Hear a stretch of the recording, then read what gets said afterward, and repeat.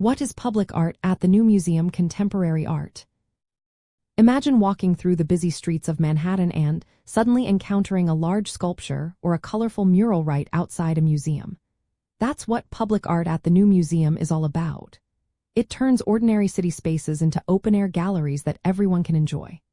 The new museum, located on the Bowery in New York City, is famous for showcasing new and experimental art.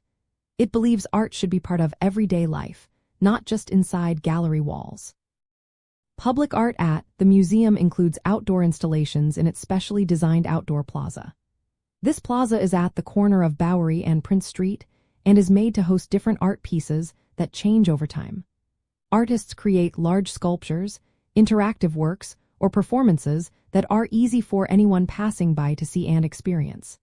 These installations are often big and striking, sometimes taking up entire sections of the plaza.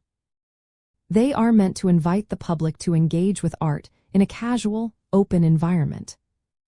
The museum also has a long-standing program called the Facade Sculpture Program. This involves installing large sculptures directly on the outside of the building. For example, in fall 2025, the museum planned to reveal a new large sculpture by artist T. Shabalala Self. This will be her first big public sculpture in New York. These outside sculptures add to the city's visual landscape and make contemporary art accessible to everyone, not just visitors inside the museum. Public art at the new museum serves many purposes. It helps connect the community with art outside traditional galleries. It encourages people to stop, look, and think about the work while going about their daily routines. It also offers emerging artists a platform to share their ideas on a large scale.